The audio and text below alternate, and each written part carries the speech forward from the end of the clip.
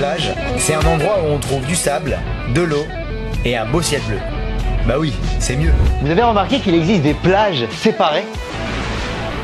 J'ai pas dit une mer séparée, j'ai dit une plage séparée. On y retrouve le même sable, la même eau, le même beau ciel bleu. Bah oui, c'est toujours mieux quand le ciel est bleu. Mais en plus, elle est réservée exclusivement aux hommes ou exclusivement aux femmes. En général, selon les horaires ou les jours de la semaine. Ce qu'il faut savoir, c'est que c'est une exigence de la Torah. D'ailleurs, même dans le temple de Jérusalem, il existait des séparations entre les hommes et les femmes. Au fait, depuis quand ça existe les plages séparées? Pour le savoir, j'ai dû aller à la plage. Le peuple juif a toujours été strict en matière de pudeur. Ainsi, plusieurs textes nous confirment que même esclave dans une Égypte antique aux mœurs légères, le peuple juif a toujours su garder un haut niveau de pudeur. Vous savez, moi je crois pas qu'il y ait de bonnes ou de mauvaises situations. On comprend donc que c'est tout naturellement que le peuple juif a su garder des lieux de baignade différents pour les hommes et pour les femmes. En fait, jusqu'au 19e siècle, le problème ne se pose pas, puisque personne n'allait vraiment à la plage. Ensuite, quand les gens ont commencé à la fréquenter, c'était surtout en hiver. Et même s'il existait des exceptions, on peut dire que jusqu'aux années 1960, on allait à la plage tout habillé.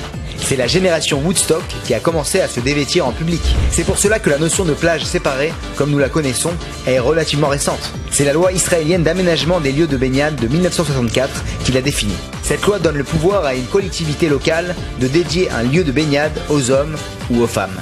Cela peut se faire également en alternance, comme c'est souvent le cas. Par exemple, les femmes le matin et les hommes l'après-midi. Pour définir un endroit où on se baigne séparé, il faut obligatoirement l'accord explicite du ministre de l'Intérieur. Eh ben, ça va loin tout ça. Hein. Vous comprenez qu'en tant que ministre de l'Intérieur, je suis obligé de tester toutes les plages et toutes les piscines.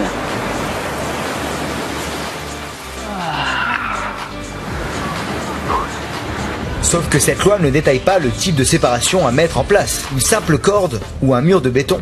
Elle ne prévoit pas non plus les alentours de la plage, donc pas de parking dédié par exemple. Mais alors, depuis quand les plages séparées? Un petit peu de chiffres.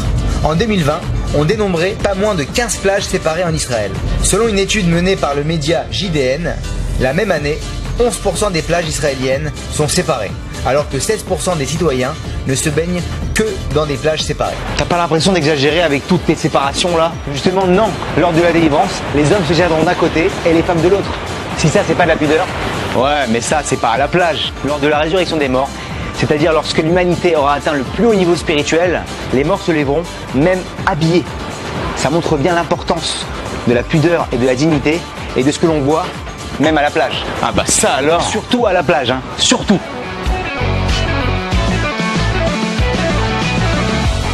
De par la responsabilité qui m'incombe, je n'ai pas d'autre choix que de tester toutes les glaces.